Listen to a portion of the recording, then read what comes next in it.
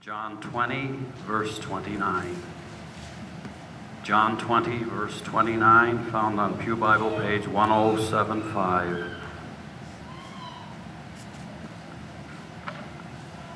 Then Jesus told him, "Because you have seen me, you have believed. Blessed are those who have not seen and yet have believed." May the Lord bless the reading of his word. Now, I would like to tell you the story this morning that leading up to that statement by Jesus.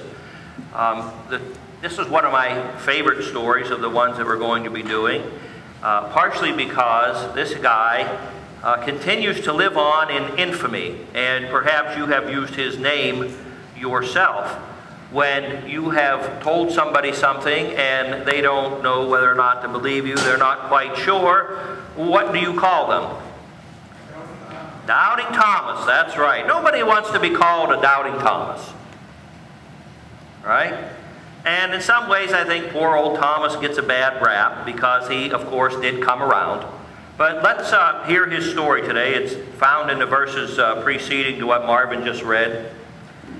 Thomas was one of Jesus' 12 closest friends, and they were together once without Thomas when Jesus appeared before them. When they went to Thomas and told him, "We have seen the Lord," Thomas' reply was, "I doubt it. Unless I myself see the nail marks in his hands, unless I put my finger in the hole in his side, I will not believe it." Well, about a week later, the disciples were meeting together again, and this time Thomas was with them. And even though the doors were locked, suddenly Jesus appeared among them. He said, "Peace be with you." And he looked at Thomas and held out his hand and said, "Go ahead. Put your finger in the hole in my hand. Take your hand and thrust it into my side." Thomas, having seen for himself, now says, "My Lord and my God." Jesus says to him, "Because you've seen me, you believe, but blessed are those who have not seen me and yet still believe." Now, there were a lot of other miraculous signs that Jesus did in the presence of his disciples, and they aren't even written down because there's just too many of them. But the ones that are written so that we would believe that Jesus is the Christ, the Son of God, and by believing that, would have life in his name. Are you a doubter? I don't think right off the bat you would say that you are. Who would want to admit to being a Christian and yet doubting God? And I want to challenge you this morning with some of the things that are in here, some of the things God has said, some of the things Jesus has said, and have you take a look at yourself to see if you're really a believer or if you're a doubter. Because regardless of what you say, the way you act reveals what you really think and what you believe. I'm going to start off with you folks that are married. You're a husband or you're a wife. Now, the Bible says that you're supposed to love each other and submit to each other. Do you believe that? Or by your actions, do you doubt it? Now, I can hear some of you men, the Bible says I'm supposed to love her as Christ loved the church. Look what they did to Jesus. She'd do the same thing to me. And the wife says, submit to him, submit to him. I'm my own woman. I'm not giving in to anybody. And yet the Bible says, husbands, love your wives as Christ loved the church. Wives, submit to your husbands. Husbands, submit to your wives. Wives, love your husbands. Do you believe it? Or do you doubt it? The Bible says that we're supposed to raise our children in the nurture and admonition of the Lord.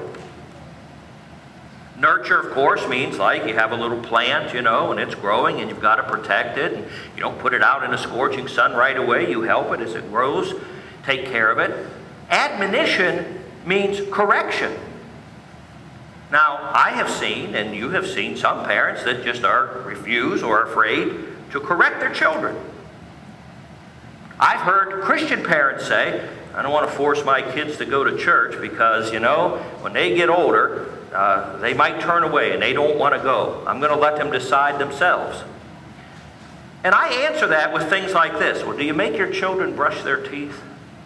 Because, you know, if you make them brush their teeth now, when they get older, they might decide they don't want to brush their teeth. Do you make them put on clothes when they go outside, or do you let them go out naked? Because, you know, when they get older, they might rebel and go outside naked. You should let them decide for themselves. You see how ridiculous that can get. The Bible says if you are a Christian parent, raise your children in the nurture, you take care of them. And admonition, you correct them. Guide them, discipline them if you need to, in the Lord. How many of you text on your phones? Go ahead, come on, get your hands up high. You should text on your phone. How many of you use email? Okay, we got a few that don't, all right? So not everybody's going to know what I'm talking about here. OMG. What's that mean? Thou shalt not take the name of the Lord thy God in vain. The Lord will not hold him guiltless who takes his name in vain.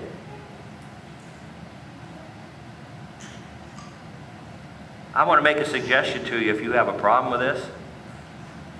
Instead of OMG, from now on, write OMB. Oh my Bubba.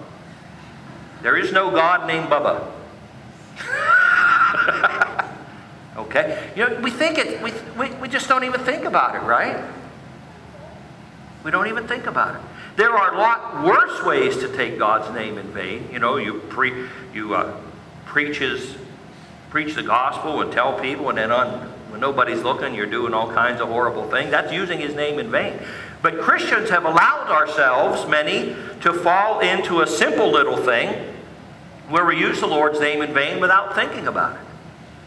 I had a Sunday school teacher when I was young. She overheard one of us saying something like, holy cripes, or geez, oh man, or something like that. I don't even remember what it was. But she said to us, you know that's the same as using the Lord's name in vain, even though you're not using the exact words. That's what that means. So, for the time being, when I was a little kid, I adopted the profanity bean soup. Didn't see how that would offend anybody.